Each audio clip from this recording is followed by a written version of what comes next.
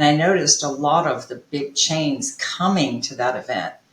And I believe they saw firsthand, from 2 days of panel discussions, interviews, and so on, that there's something going on here, right? And maybe we're on to something because the traveler is changing. And it was in 2012, actually, that Marriott came out with its autograph collection. Richard Kessler, giving his properties up for the first, autograph collection hotels.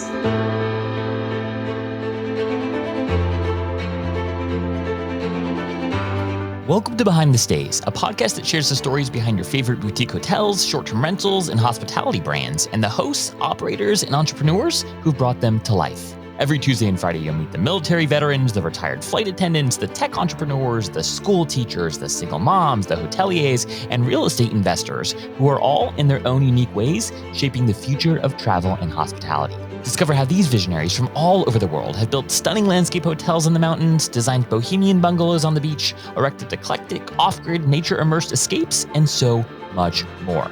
Behind the Stays is brought to you by Journey, a first-of-its-kind loyalty program that brings together an alliance of the world's top independently owned and operated stays and allows travelers to earn points and perks on boutique hotels, vacation rentals, tree houses, ski chalets, glamping experiences, and so much more. And I'm your host, Zach Boozy-Cruz, head of the Journey Alliance. All right, friends, without further ado, enjoy the show.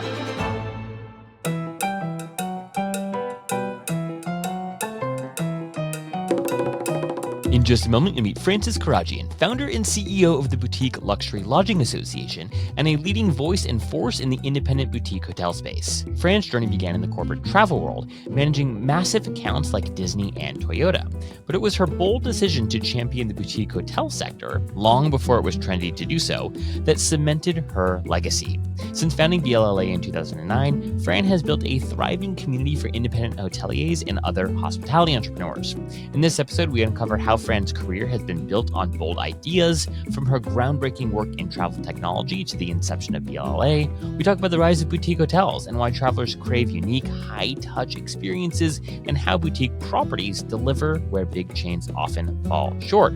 We also talk about her passion for invention and innovation. We discuss Fran's favorite stories from interviewing industry legends like Sir Richard Branson from Virgin, and how these encounters shaped her vision for the future of hospitality. And last but certainly not least, we spend a lot of time talking about hot takes on the next decade of boutique hospitality. From Gen Z hoteliers to truly immersive guest experiences, Fran breaks down the trends that she sees shaping the industry's future. All right, friends, without further ado, get ready to meet Fran.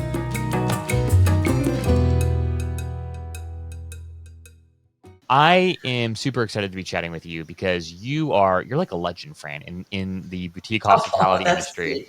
And I just recently became aware of you and your incredible organization, BLLA, and we want to dive into all of that. But you're really sort of like this sage in boutique hospitality, and so I just feel like I'm just feel very privileged to be having this conversation with you today. Oh, thank you. That's so sweet. Well, I want to hear a little bit about your foray into hospitality. Where does that story begin? I know that you've been in travel for a while, but just take us back to the beginning a little bit. And how did you get started in the industry?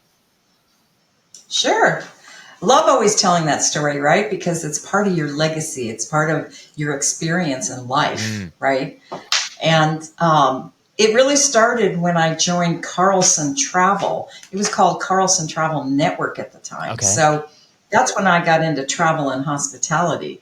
And absolutely, who could not love it? You show up for work the first day and there's an airline ticket on your desk saying, "I'm so sorry, but you need to be in Hawaii tomorrow," Maui, actually. And you're like, yes, I think I'm going to love this. And I spent like 7 years with Carlson, working with major corporate accounts. Two of my biggest accounts were Disney and Toyota. Wow.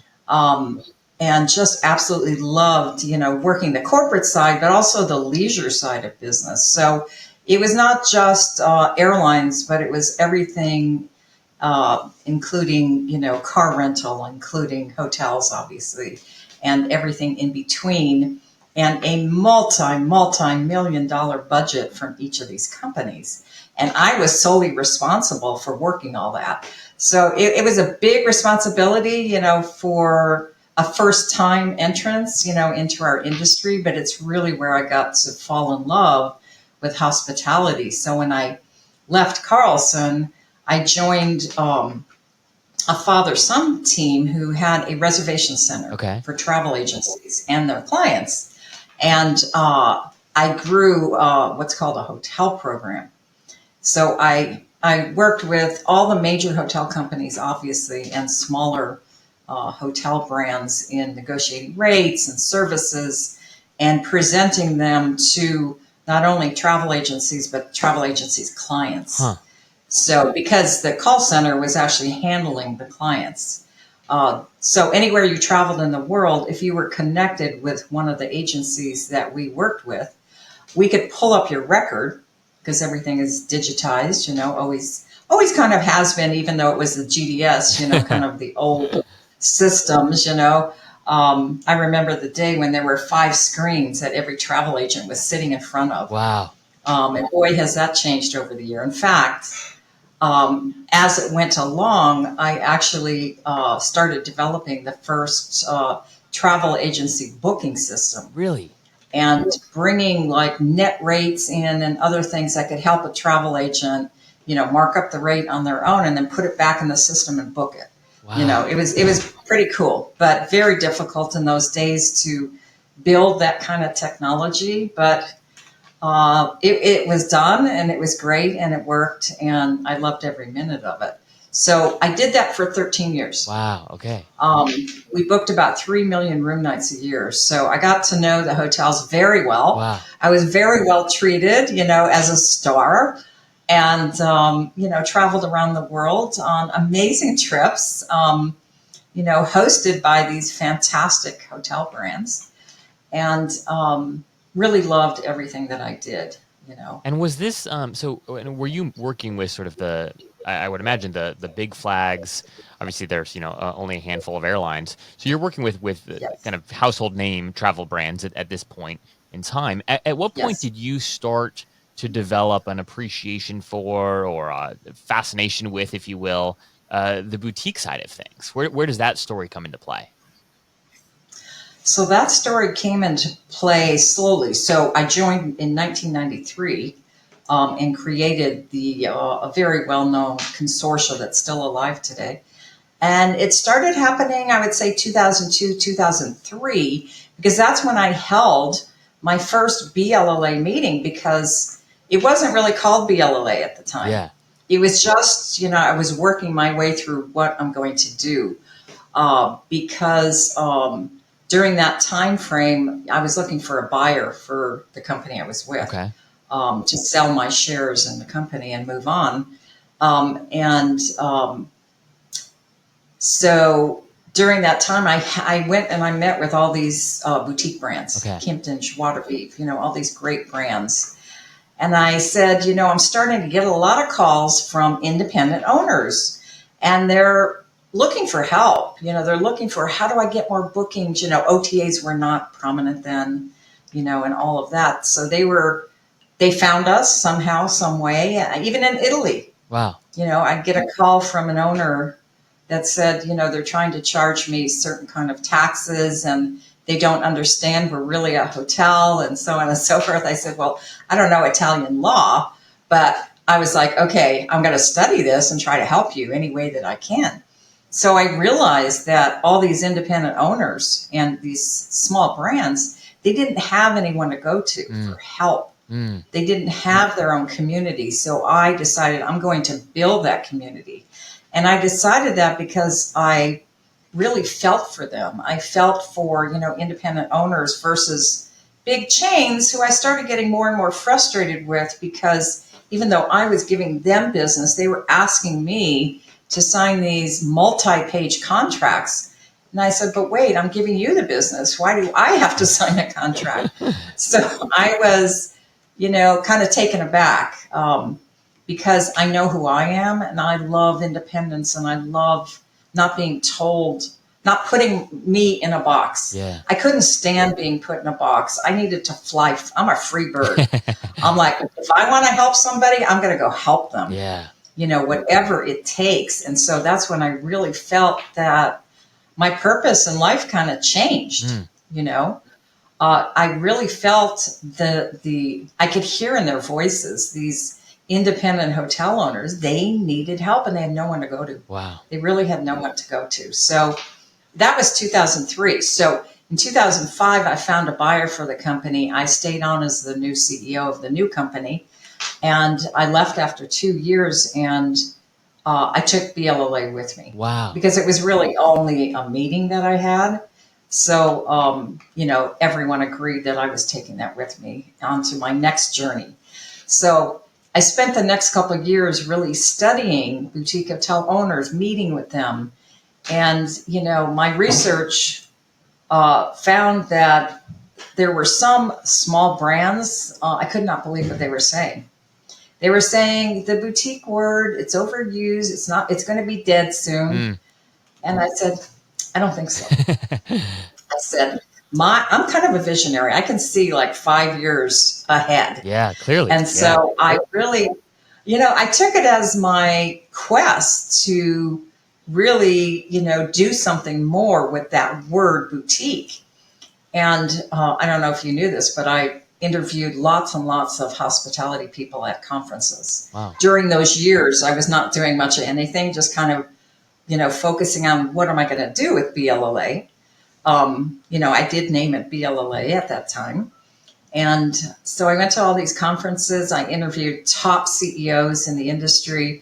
My favorite interview was actually Richard Branson. Really? You got to interview Sir Richard Branson? Oh my gosh. I did. That's like a dream guest. You guest. can find it on my LinkedIn profile. Yeah. Yeah. Oh, wow. he was great. I just boldly went up to the stage while on the other side of the stage were all the official outlets, media outlets. And I was over here with my videographer, and Richard saw me standing there, and for whatever reason, he came to me. Wow. And all of the media outlets were going, wait, who is she? Where'd she come from? So I ended up doing this very passionate interview with him. I did probably 100 different interviews over that year, interviewing food and beverage, top chefs in hotels, in boutique hotels. I loved doing that because I love the passion. I believe that chefs are some of the most creative people in the world. Yeah. And, especially in a boutique hotel, they have that opportunity to really kind of do their own thing.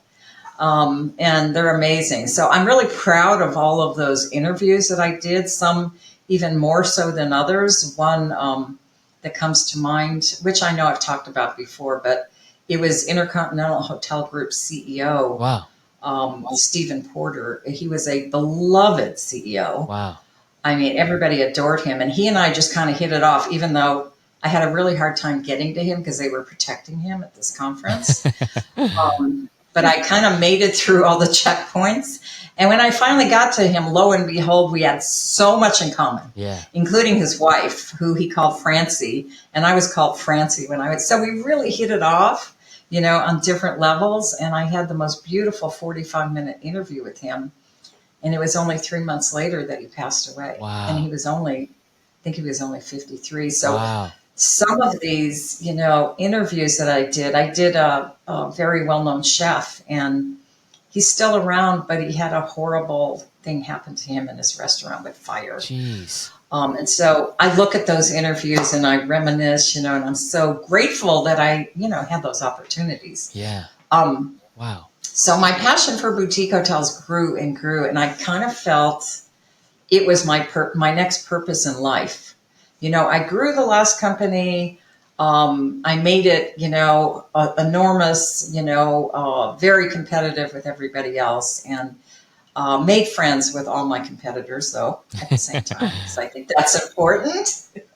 You have to make friends. You see them, at industry events and so on, and why shouldn't you be friends? Look, there's enough business for everybody in the world, so yes, I'm competitive like the other person, but I still want to be well Yeah. liked.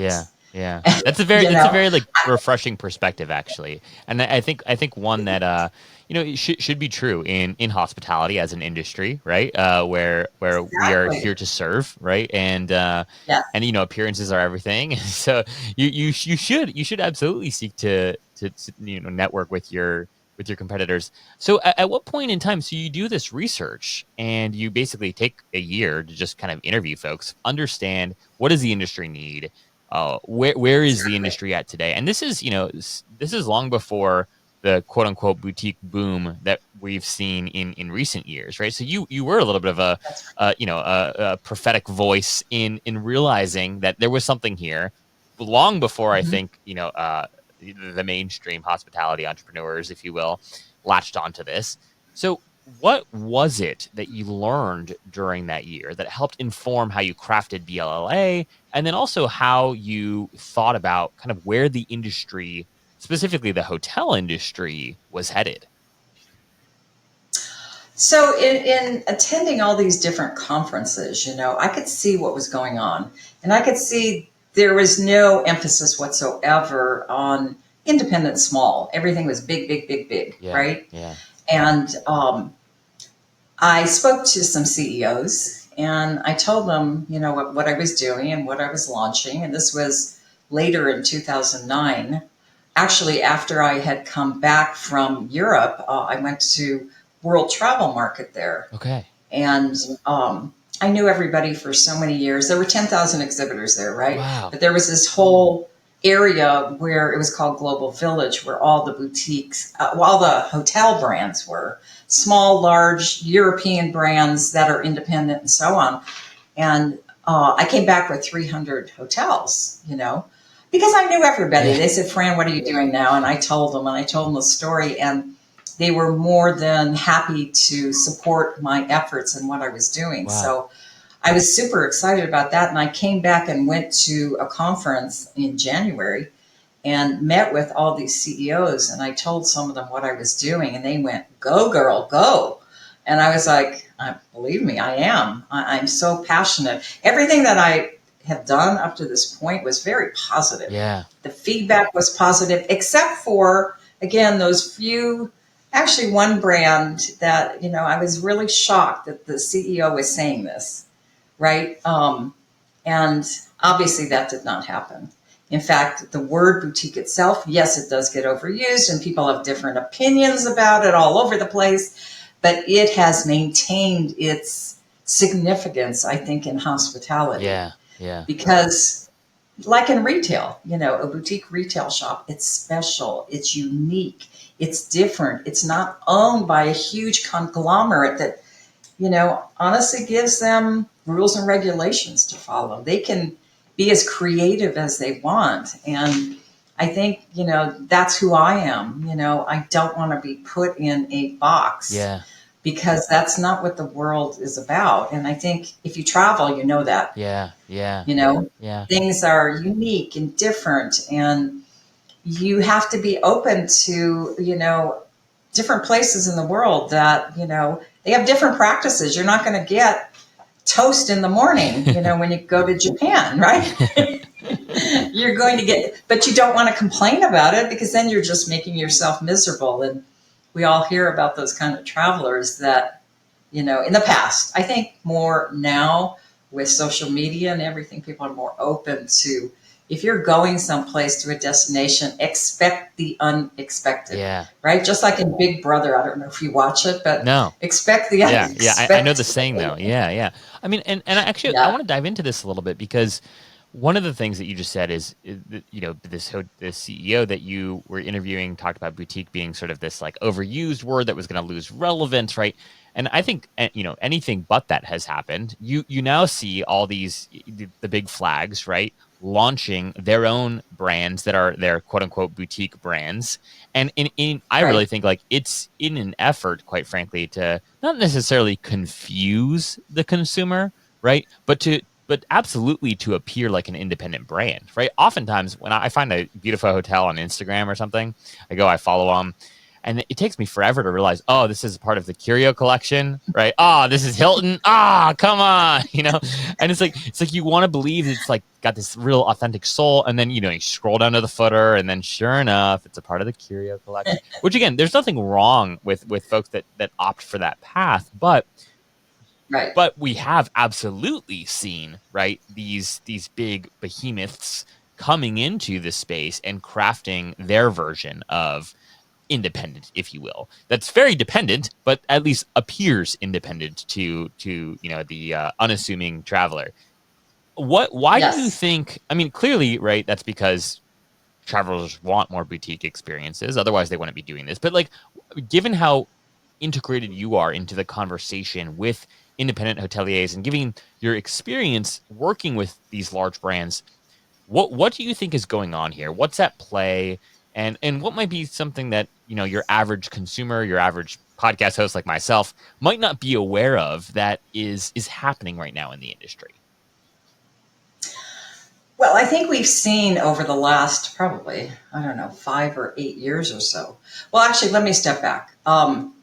I launched in 2009 BLLA. Okay. In 2010, I had my first event within another event, right? But it became known that I was doing this thing with boutiques. And our first real conference, which was our leadership conference, was in 2012. And I noticed a lot of the big chains coming to that event. And I believe they saw firsthand, from 2 days of panel discussions, interviews, and so on, that there's something going on here, right? And maybe we're on to something because the traveler is changing. And it was in 2012, actually, that Marriott came out with its autograph collection. Richard Kessler, giving his properties up for the first, autograph collection hotels. And I think from there it kind of grew that this is kind of like an aha moment where, we don't want to miss out on this, right? And over the last, 10 years or so, we've seen, sub-brand after sub-brand after sub-brand. Like, honestly, a new brand every month, almost, And I think the poor consumer is very confused, which is why I built, Stay Boutique, because I did get calls from people trying to understand how it works. Yeah. So there's an educational program there, and you're right. They get confused. They see this beautiful website and, all the things that this boutique hotel offers or this boutique brand. And then they get to the booking and they get to the booking page. So they're going, wait a minute, how did I get over here? Wait a minute, And I think they're very confused because they don't understand how that works or how that happens. Nor should they necessarily be concerned with who owns the property. However, as influencers, became much bigger than they ever were before, and consumers / travelers are getting their information from other places, they're now kind of really more aware of things and questioning. And, I say this, maybe it's just my vision, but I am concerned for all the big boxes that are owned by these big chains and their investors saying, wait a minute, you developed a new brand, and now all of a sudden down the street, I've got all this competition from my own chain. Right? Yeah. And I have heard that before. I've heard that being an issue. And I also think, the big boxes who are really only mostly for conventions, are going to be repurposed. Maybe they'll become Airbnbs. I don't know. Yeah. Maybe they'll become, they'll put 2 rooms together to make it one and put a kitchen in it.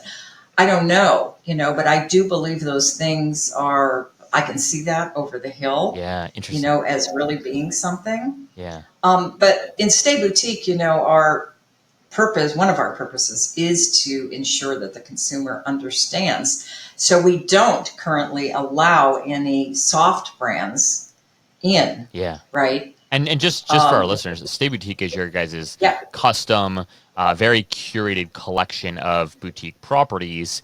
Right. It's an OTA, right? If folks can check out, can they book through Stay Boutique, or does the booking happen on the property's website? The booking happens on the property's website, but we're not an OTA. We're really, we've created a master list of thousands of boutique hotel properties Yes. Okay. that the association, has approved Yep. or not approved. Yep.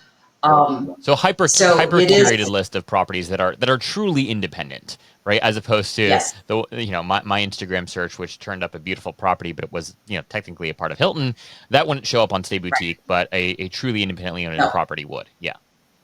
yes, exactly. At some point, maybe we'll have a list of, the soft brands, but only certain soft brands. Yeah. Yeah. Because again, soft brands have changed in the past few years as big chains are buying up smaller boutique brands. Not lots of them, but we've heard standard hotels and graduate hotels recently, and so Hilton, Marriott, Hyatt, they're all buying up some of those small brands. But if you put all the independent hotels in the world in a room, well, you couldn't fit them in a room, um, on a list, the number of properties would be way higher than the number of properties owned, managed, supported by the big chains. Yeah. So, and you will have some of those that never ever, I could never ever see, Louboutin or LVMH or any of these luxury brands necessarily belonging to a big chain because it's not in their wherewithal. Yeah. And the only reason they would maybe is that they might have access to some of their loyalty Yep. people, Yeah. right? Yeah. Possibly. Yeah. Possibly. Yeah. But one time, I remember this, and it really made it clear to me.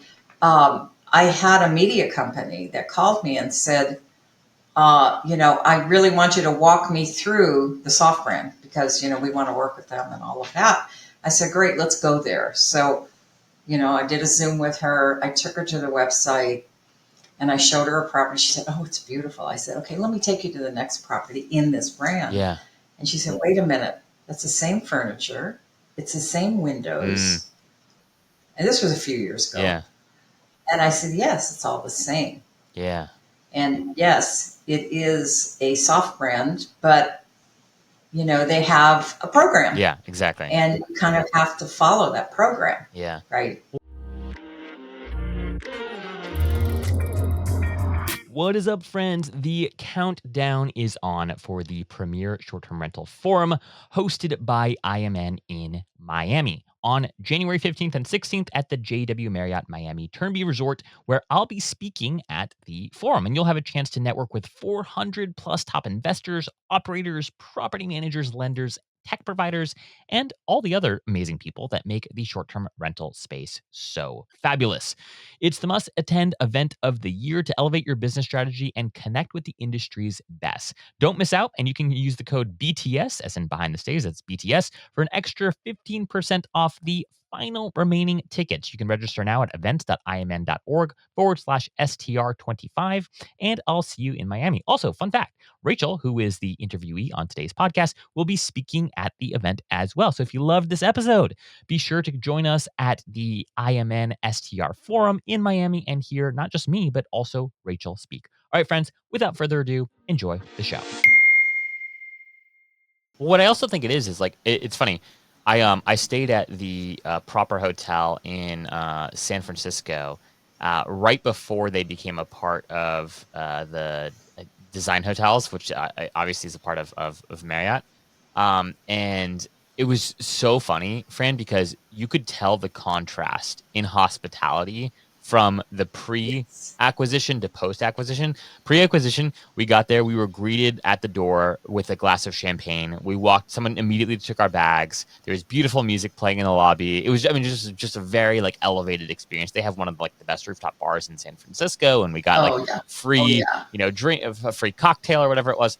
And then literally like a couple years later after the acquisition, I was like, I was back in San Francisco. I was like, we got a place to stay. And I was like, we have to go to the property. It was a fantastic experience. We drove at no champagne, right? There's like no music in the lobby. And we walk up to the concierge, and I was like, oh, I'm so excited to be back. Not once was there any sort of like, I don't know, offer for a special drink or like thank you for coming back. And I had been there like 4 times, so like I was like a frequent customer, if you will, at this point, frequent guest.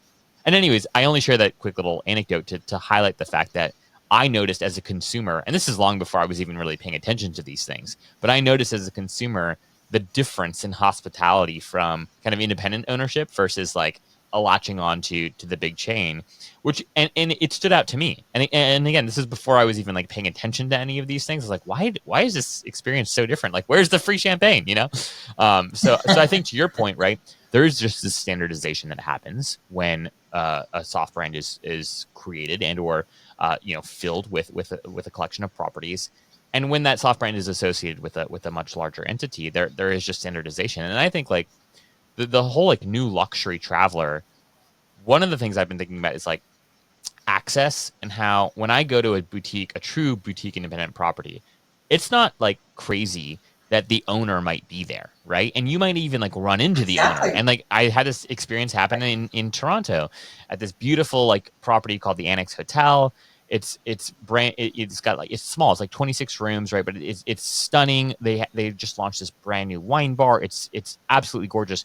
I had like a drink with the owner, right, for like a hot second, and it was just like a cool, and he was just milling around in the lobby, right? And so I think that there is something about like the new luxury where access is important, and the ability to access even a look at or a cameo from the ownership or from the recognizing who the GM actually is, right? Those are sort of experiences that I think folks care about. Like that's and that level of access just is much harder to come by once you've joined a soft brand. Yes. No, you're so right. And that reminds me of somebody that was in Bali actually, and his hotel property was purchased, I think it was fully purchased by a big chain. And he said, I'm so miserable. He said, because GMs should be out with their clients. They shouldn't just sit behind a desk all the time. Yes, you have paperwork. Everybody does, right? And he said he was so miserable. And so he ended up leaving and, went to, a luxury boutique brand, and he's so happy now. But I just remember that story, and I remember what a beloved GM he was. I never saw such a going away party from all of his staff. Like, wow. Wow. Yeah. But I hear this all the time, from consumers that's saying, where is the GM? And boy, if they could get with an owner, how amazing would that be? That is going to go viral. Those kind of things are going to go viral. Yeah. And I think, with these boutiques, I want to go back real quick though and just say one thing. Please. There are exceptions always to the rule. And I am impressed with how Design Hotels has been able to be their own brand. Yeah. Yeah. And, the last time I looked, I don't think you see Marriott anywhere. I'm not sure. But it seemed like Design Hotels was really left alone. And I always loved design. Maybe it's that. Yeah. Because I know the founder, he spoke at our first conference. Wow. But I think they did a good job in leaving that alone. But I think still truly independent boutique hotels and all those other experiences, from, camping, glamping, whatever you want to call it. Yeah. And, like Luxury Frontiers, those are all friends of ours that we've supported since their very beginnings. Even motels. Okay. I remember the first motel owner that came to us, and I said, I'm so sorry, we don't accept motels. She said, hang on. She said, hang on a minute. Let me show you our motel. Yeah. And it was the most beautiful property. It was a true boutique that was completely gutted and redone and designed, and experiences and food and beverage. I said, well, that's not a motel. She said, yes, but we want to keep it beloved. And, from there she went and purchased more properties, and she's on Netflix. It's called Motel Makeover, actually. Oh, this is the June Motel? that you're talking about. Yeah. Okay, amazing. Yeah. So they came to us first, and I was like, yes, we do this a lot. We give people a platform because we believe in people. Wow. Even if nobody knows who they are. Yeah. We've had people on our stages. In fact, I told my daughter Ariella, who runs BLLA with me, we have to go back and look at the amazing people that we have helped start out their journey. Yeah. Journey in the world, Yeah. right? And I think it's just our openness with believing in people and giving people an opportunity where they didn't get it anywhere else. Yeah. I want to, and I'm very proud of that. as you should be. And I want to hear a little bit more about this, because you guys have this opportunity through your events, right? Through your networking opportunities, right, with independent hotel owners and senior level managers at these properties. What are people thinking about right now? Like, what's top of mind? What are people's biggest concerns? What are they most excited about? Let's kind of dive into what you might hear at a happy hour conversation among BLLA members, right? Like, what are people excited about, and then what's hard right now, and what are people challenged by? Yeah, I mean, I don't hear as much about the challenges, but money is always a situation. Yeah.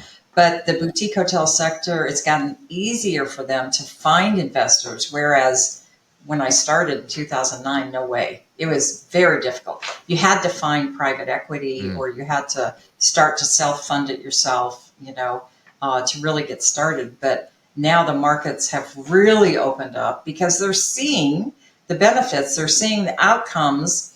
Hotels are not only getting the highest daily rates than so many others, but they're selling for higher and higher and higher profits.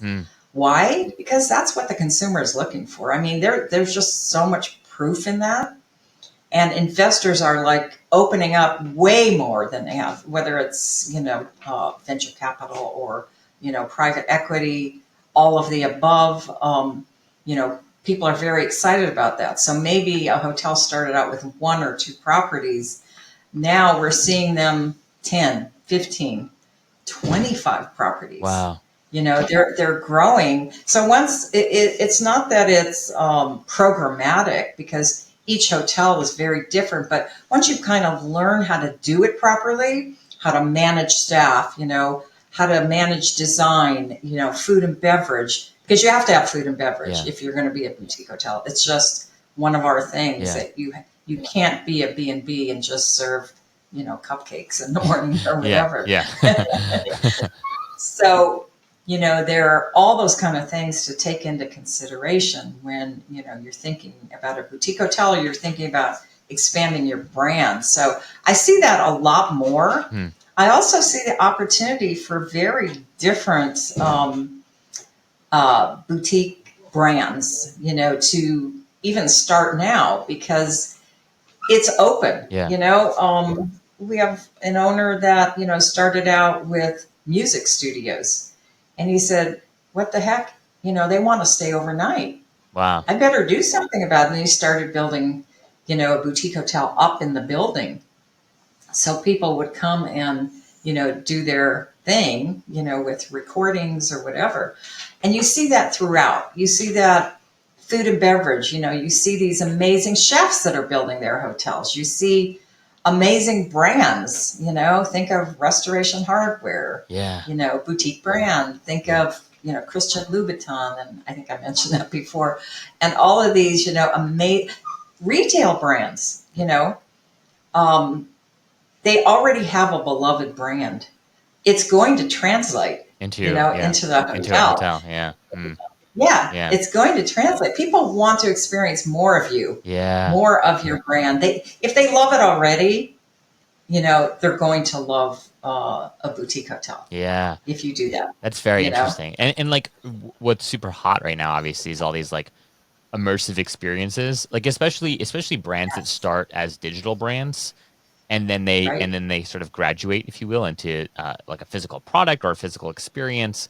I think about like a lot of content, even just like podcasters, right? Or like YouTubers. They start off as a podcaster or YouTuber, then they go to like live events, right? And like that's a new product line for them, because they want to offer a more premium, more exclusive, more exciting experience that's in line with like their show and whatever they talk about, but is more immersive, right? So to your point, the top brands, the top retail brands in the world, the top really, you don't even have to be a retail brand. The top brands in the world that care about consumer experience. What's more immersive Right. than a hospitality experience, right? And so Oh my it gosh, will yeah. be fascinating to see how folks graduate more and more into these truly immersive experiences, these truly immersive stays. I love it. I love creativity, going outside the box and doing something that you love and you believe in, because that will translate. Yeah. Right. And we're there to support them. We have this community. They can talk to other owners, even if they're down the street. It's funny. You get two boutique owners that are down the street from their best friends. Yeah. They're not competitors. They're helping each other. Yeah. Right. Yeah. And I think it's about that community and their way of thinking, Are you seeing kind of any? thinking outside the box. Yes. Are you seeing any like shifting trends in who these boutique owners are? Like when you think about when you first started BLLA, right, in the early 2000s, or like when the idea of it first came to fruition, as you were doing your interviews at these events and trying to understand what does the industry need and how might you be able to serve the industry. The hotel owners then, are they different from the hotel owners today, or is the persona, if you will, sort of the same? Like what who are today's boutique hotel owners? Well, it's funny you say that, because I do think it's changed. I think people are more open Mm, to, it doesn't matter if they have experience or not. And they do reach out to us because we have so many resources. yeah, yeah, We have, all the past years of all the videos of our investment conference and our owners conference and so on, which they can learn a lot from. But people are bolder now. If they have money, they want to do something with it more and more. I'm getting more calls than ever through our boutique money group, for people that want to spend their money in buying a boutique hotel, whether it's 25 rooms or 50 rooms or what have you. yeah, They're set on doing it, huh, and they want to do it their way. yeah, yeah. You know, Why do you think and that they, is? Why do you think that is? I think because number one, they're seeing it as a good investment. Yeah, yeah, It's not just buying houses anymore, which who knows what the market's going to do there, right? yeah, However, people are going to take a vacation more and more and more, whether it's down the street or it's, across the waters, yeah, right? And I think even international, we get a lot of international calls, all kinds of countries that are looking for, help. They're looking for assistance. So I think the new owners of today are anybody, yeah, anybody that has some cash, or they have friends and family, or, they're looking to get something funded properly. They're just passionate about that they see it. They see it through all their social media, yeah, and they're like, I want to be a part of this. I think I really can contribute to that independently owned landscape, yeah, whatever it is, yeah, yeah, And so, and that sometimes becomes their full-time job. yeah, Maybe they quit their other jobs because they love what they're doing, yeah, and they can put their own heart and soul into something and see it grow, yeah, you know. And so I see them taking chances, in doing this. They want help, and some of them need investment capital, right? But I'm so excited that they end up calling us, yeah, because, I'm a great listener, I'm a great person to kind of guide them in the right direction. If they're not going in the right direction, I'm not afraid to tell them, you're not doing this right. You really need to figure this out. And I don't give up on them. yeah, I keep it going, and I see them at our conferences, and I'm like, I'm so glad you're here. What are you learning? Oh my gosh, I can't believe what I'm learning. There's so much excitement about being part of the community. They see the positive effects of being a boutique hotel owner, and they're like, I want part of that. I want to be part of that. yeah.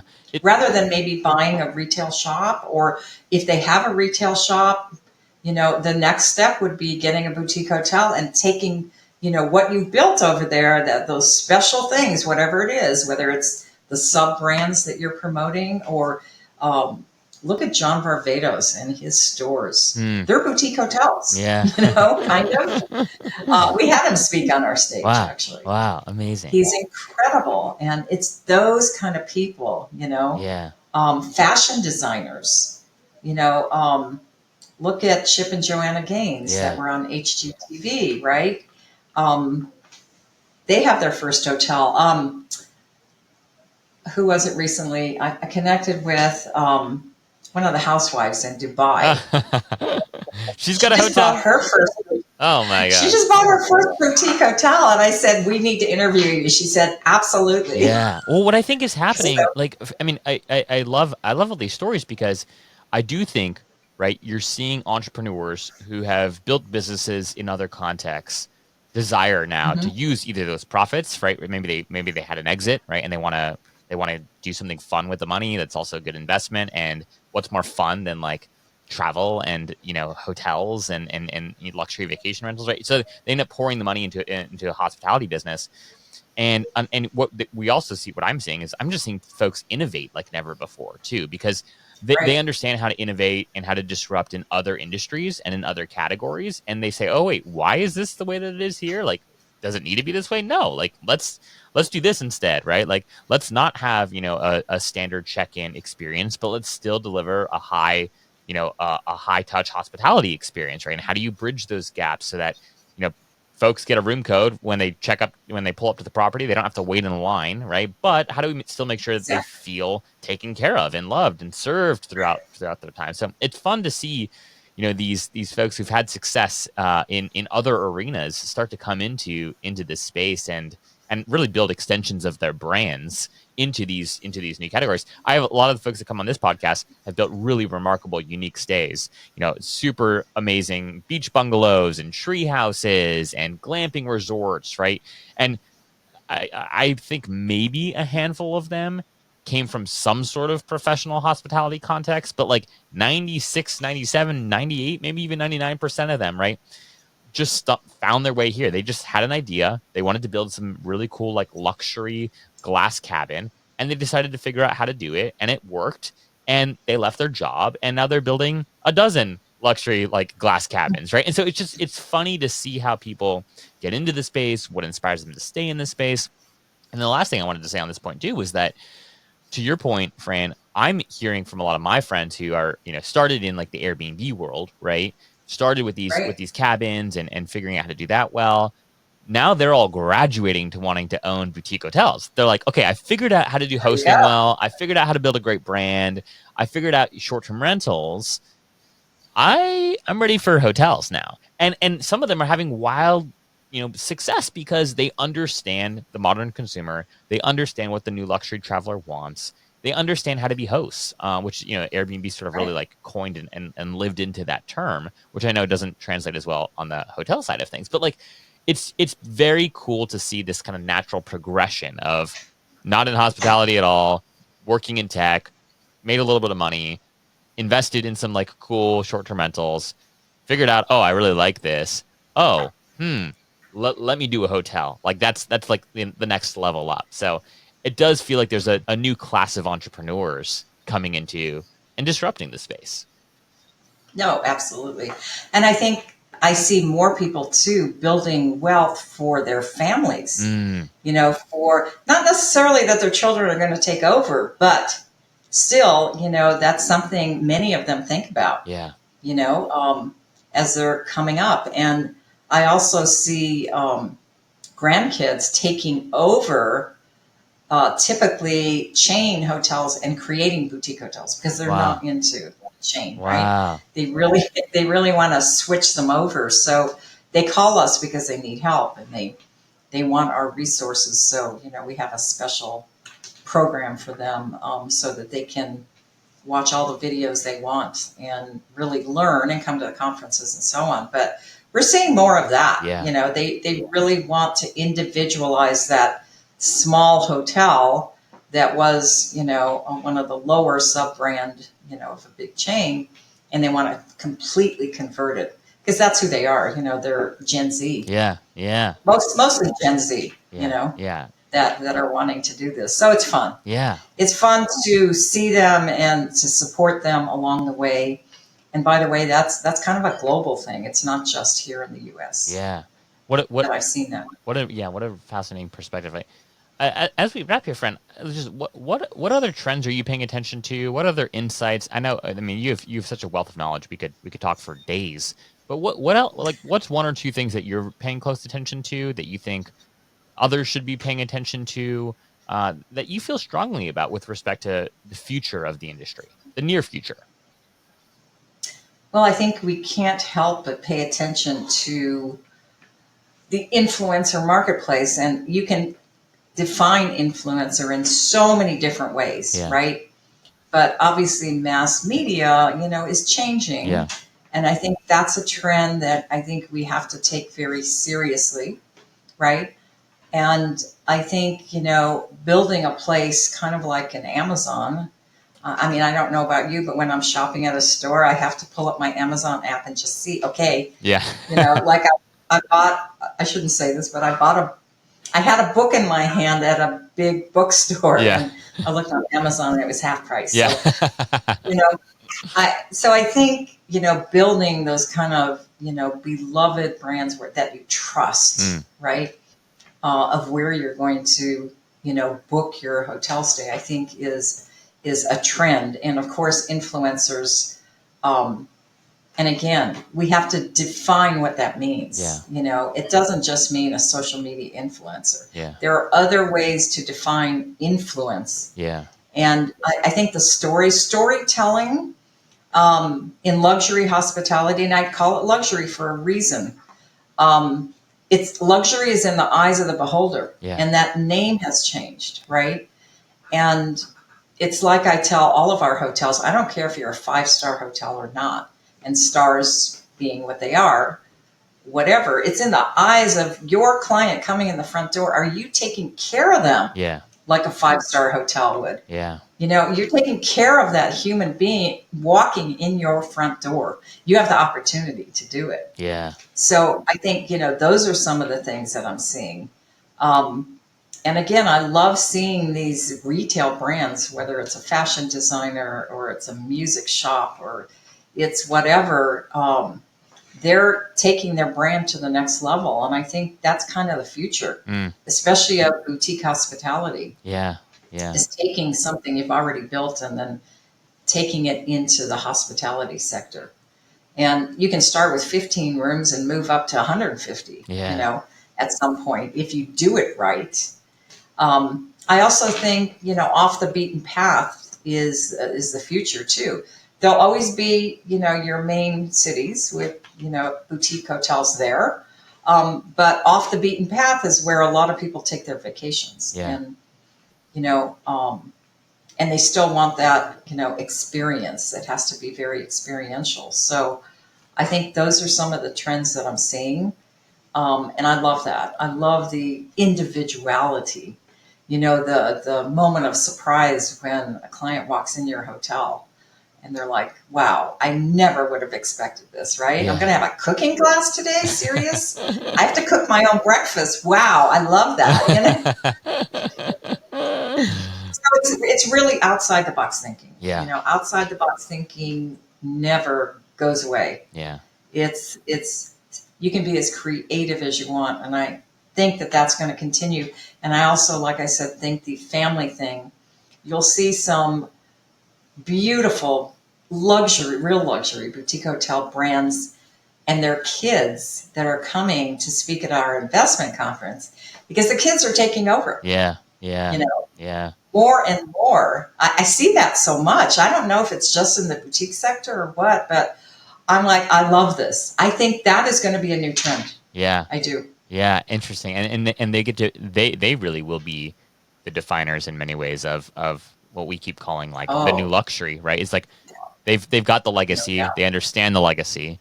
They grew up with the legacy, right? And they've got the resources. And so how are they defining new luxury? And pay attention to them because they'll be trailblazers here. So, but Fran, this has been incredible conversation. I'm just so thankful for you and the work that you do. And it's been so fun to meet you and get to know you a little bit. And we'll have to have you back on because I really do think we barely scratched the surface in terms of just who you are and what you've done for the industry. But I know that I'm going to learn a lot from you as I dive deeper into BLLA and hopefully come to you guys' events. And if folks tuning in are interested in boutique hotels, maybe starting their first boutique hotel, or maybe they already have a couple of boutique hotels, but they're looking for this kind of community that you've been talking about, what's the best place for them to go to get involved with BLLA? Where would you send them? I would send them right to BLLA.org. Okay. There's a lot of resources there. There are links there. You can sign up for the newsletter. I would highly suggest you do that. There's podcasts there, our own little podcasts that Ariella, does a beautiful job with owners, all over the world that you would never have imagined that they were a boutique hotel owner. A lot of information there. The events are on BLLAevents.com, of course, where you can see short videos, pictures. You can really get that experience of what boutique hotel owners are thinking and, what's kind of going on in the industry. So those are the two best places to go. Wonderful. Zach, I can't thank you enough for having me on your podcast. Thank you so much. Oh my gosh, it's been a total privilege. And Fran, if it's okay, I'll have your LinkedIn linked in the show notes below too. So if folks want to connect with you and just learn a little bit more, I know that you've got quite the following on LinkedIn and are quite active. So I really appreciate you taking the time to chat with me today. For folks tuning in, I'll have links in the show notes below. Go and learn more about BLLA. And if you're thinking about a boutique hotel or you've already launched a couple, maybe you've bought the land and you're going to build one from the ground up, this community is full of resources and just incredible people that you will love to meet. So, Fran, thanks again for your time. It's been a true pleasure. Thank you, Zach. Have a great one.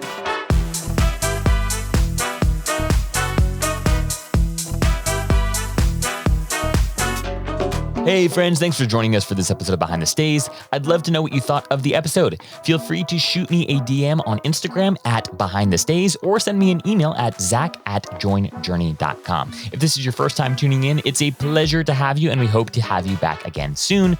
But if you've been a listener for a while, I'd greatly appreciate if you'd subscribe to the show if you aren't already, and then leave us a rating and review of the show wherever you're streaming this podcast. Oh, and if you know a hotelier or a hospitality entrepreneur that's building something new and novel, I invite you to introduce them to me so that my team and I can discuss bringing them on the show. Again, you can just shoot me an email at zach@joinjourney.com or a DM on Instagram. Behind the Scenes is brought to you by Journey, a next-generation loyalty program built for the modern traveler. We're looking to onboard new boutique hotels, unique stays, and the top vacation rental management companies onto our platform every day. If you're a hospitality entrepreneur who has a stay or a collection of stays with soul, we'd love for you to apply to join our alliance at joinjourney.com/alliance. Again, that's joinjourney.com/alliance. Thanks for being here, y'all. We will see you next time.